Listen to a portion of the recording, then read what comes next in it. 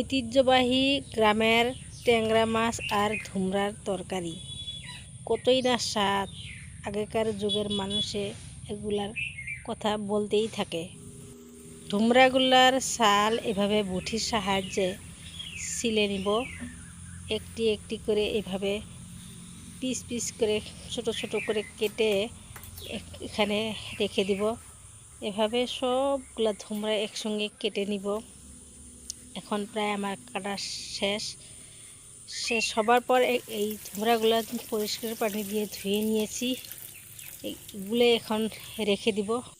Gas জ্বালিয়ে এখন কড়াইটা বসিয়ে দিব। কড়াইটা গরম হবার পর সরিষার তেল দিয়ে দিব।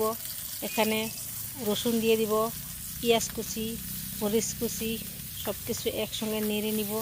তারপর এখানে হলুদের গুঁড়া, স্বাদ মতো লবণ, সজের গুঁড়া দিয়ে মশলাটা অল্প কষিয়ে নিব।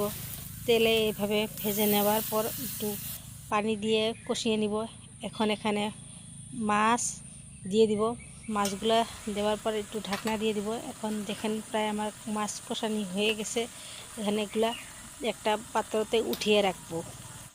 মাছগুলা এখানে উঠিয়ে রাখবো। এখন এভাবে একটা পাত্রতে উঠিয়ে রেখে এই ঝোলের মধ্যে এখন ধুমরাগুলা দিয়ে দিব।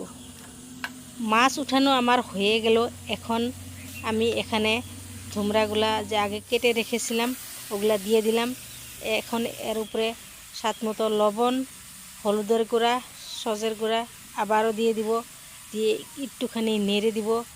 নেড়ে এমনভাবে নেড়ে দিব, এভাবে নেড়ে চেড়ে মশলাগুলা তল উপর করে নিব।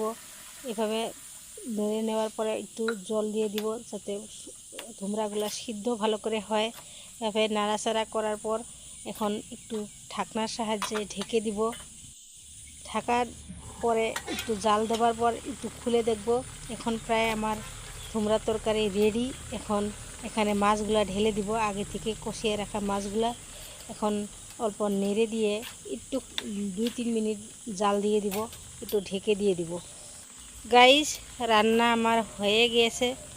এখন এটা গরম ভাতের সঙ্গে পরিবেশন করব। দেখতে কতই স্বাদ হয়ে গেছে, দেখতেই পাচ্ছেন। আপনারা কোথায় থেকে দেখছেন প্লিজ স্বাদটা নিতে থাকেন, পাশে থাকেন।